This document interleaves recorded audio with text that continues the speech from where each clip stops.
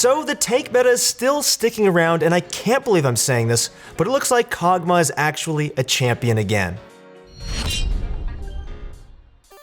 Welcome back, Summoners, to another episode of Underrated Picks. My name is Christoph, and patch 10.4 has brought about a resurgence of the tank meta. Not as crazy as the last one, but we're going to be covering picks that are underplayed and underrated across every single role, so make sure to stay tuned, especially if you're looking to pick up a new champion. And for today's question of the day, what is something you guys are underrated at in your life? For Max over here, it's definitely his style, which a lot of people don't think is that great, but I kind of enjoy. What are those? And once again, if you guys want to get better at League of Legends this season, make sure to click the description link below and go find your challenger coach right now. All right, let's get into the video. In the top lane, we're seeing a bunch of tanks coming back. Most notably, Ornn has come to dominate Summoner's Rift. However, there are others who aren't getting as much attention because of this. Poppy is our first pick, and she's a top laner that brings a ton of utility to the table as well. Actually, well before the buffs to Sunfire Cape, there was a challenger player in Korea who managed to break into the top 10, playing her a ton. Her utility is rather unique, and she gets a lot of influence over games because of it. Poppy really is one of a kind. She does deal a lot of damage, but so do a lot of other tanks as well. What actually makes her really stand out is the type of crowd control that she has built into her kit. Her W grounds any enemies who try to dash. This is a really rare form of crowd control that's only found on a few champions on the roster and allows Poppy to play as both a protector and a diver. Her ultimate is also an interesting one, as she can use it in so many different ways, whether it's peeling for teammates, knocking away carries to make teamfights easier, or simply for some extra crowd control. Next up on the list is going to be Shen. Shen's always been in a weird spot where he's held his own pretty well, but he isn't really the type of champion who can hard carry games by himself. He's definitely more of a supportive champion who works to enable other characters on his team. But without teammates who are able to hold their own weight, Shen would definitely feel pretty lackluster. However, with the recent buffs to Sunfire Cape, Shen does bring some more damage to the table. I think a lot of players really underestimate how much damage Shen actually already dealt. His Q, alongside Shield Bash, would allow him to take hefty chunks out of his enemy's HP bar, and as a result, Shen is able to win even more lane matchups than before. Shen is able to more actively play a role in ensuring his teammates don't fall behind too early on. He can more liberally use his ultimate and teleport to support his teammates now, and overall, Shen was already in a great spot, but will be in an even better one as a result of this patch. Okay guys, that's it for the top laner, so we're going to throw those builds on the screen one last time as we head over to the jungle. So these buffs have really breathed life into tanks across every role. Even with some of the nerfs that are happening recently, these champions really are performing well. And it goes without saying that Zac is yet another champion who has been underrated for quite a while. While he was silently making a name for himself, the buffs to Cinderhulk should make his power much more overt than before. The amount of crowd control Zac provides, along with how effective his ganks are, make him a superb solo queue pick. God, the countless number of times I've been in lane and then he just jumps over one of the walls and destroys me. God, that makes me so tilted. While it's still pretty early into the patch, he's currently seeing his win rate shoot up by 2% ever since the buffs to Cinderhulk hit the live server. Although his win rate wasn't ridiculously high in previous patches, he was one of the few tank junglers that was continuing to see play in spite of the relatively weak state of tanks as a class. He's likely become a dominant pick because of how effectively he can impact all stages of the game with his hard engage and ability to catch enemies by surprise. With that said, we cannot mention tanks without mentioning our good old friend Rammus. Rammus is also seeing a lot more success than before. He's also a pretty decent champion to carry games with, especially in lower elos. Rammus' simple yet effective playstyle should encourage autofilled players as well as jungle mains to consider picking him up. Rammus is easily one of the best tanks to pick into team comps heavily stacked with attack damage. Even before this patch, Rammus was one of the best jungle picks in Silver and below, sitting at 52% win rate in those lower brackets. Aside from the Cinderhulk buffs this patch, Rammus also received some direct buffs to his base attack speed as well as its scaling. These buffs not only help Rammus duel his opponents, but they also allow him to clear his jungle more effectively. At the end of the day, a buff is a buff, and Rammus basically got 2 sets of them this patch. He's currently sitting at a high 52% win rate in Platinum Plus and just short of a 54% win rate in Gold. I think the worst mistake you could make this patch is underestimate his power. Rammus hasn't been a champion that's commanded much respect in the past, but the buffs this patch have absolutely changed that. Alright guys, that's it for the junglers this patch, so let's check out those builds one more time as we run it down mid. Okay, so this is a bit of a strange one, but Renekton is another mid laner who's severely underrated. His win rate as a mid laner blows his top lane win rate out of the water. Who would have thought? Renekton's insane burst damage, simplicity, and ability to nullify practically any mid lane pick merit him as a powerful mid laner that is currently being slept on. We saw him played a lot competitively toward the end of last season, especially as a counter pick. Renekton has the ability to dominate his opponents and make them feel absolutely irrelevant. Renekton's trades are insane. They are disgusting. After building up some rage, Renekton can jump in, heavily chunk his opponents, and then jump right back out.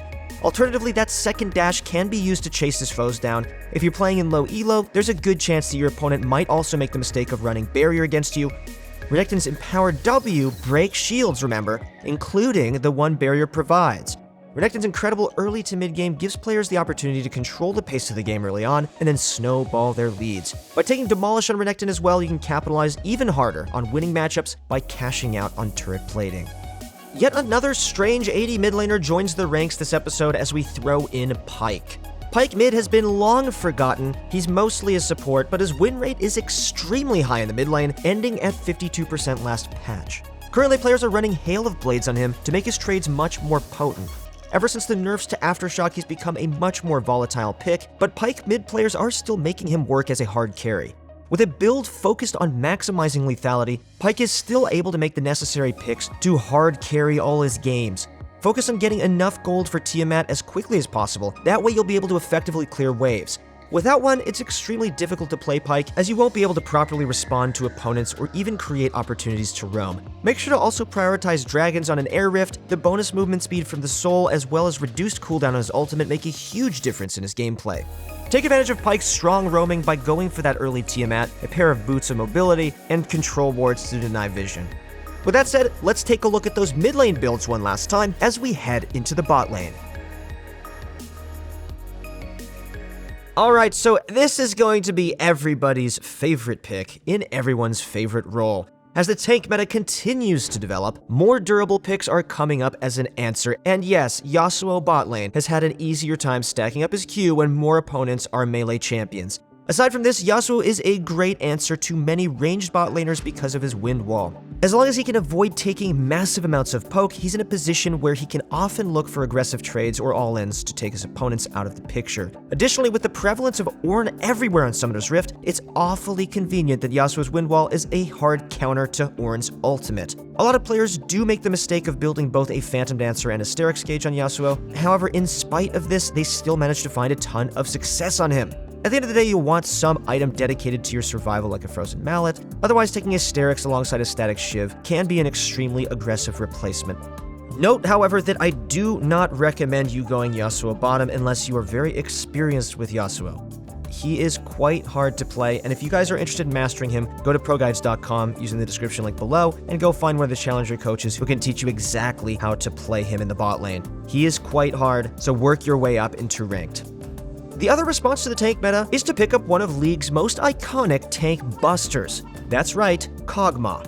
Kog'Maw has been an extremely unpopular pick in the last few patches, barely holding on to a 1% play rate.